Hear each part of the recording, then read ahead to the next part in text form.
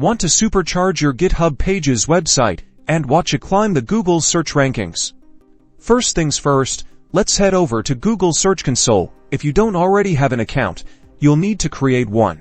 It's super easy. Next, click the Add Property button, then select URL prefix as your property type. Now, enter your GitHub Pages website's URL. Make sure you use the full URL, including the HTTPS and the correct subdomain or custom domain. If you have one, then click Continue. You'll now be asked to verify ownership. There are several methods, but the easiest to explain is using the HTML file upload. Take the downloaded HTML file. You'll upload this file to the root directory of your GitHub Pages project.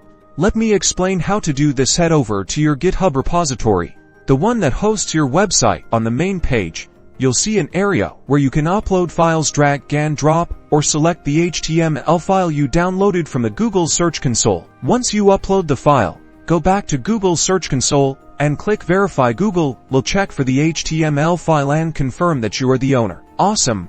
Your site has been verified. After verification, it may take a few days for Google to start indexing your content. To speed things up, you'll want to submit your sitemap. Create a sitemap that links all your pages. Head to the Sitemaps section and submit your sitemap's URL. Now, the real fun begins. Explore the Performance tab to see what search queries are driving traffic to your site and track your site's overall performance. You've now got the power to optimize your GitHub Pages site for Google search.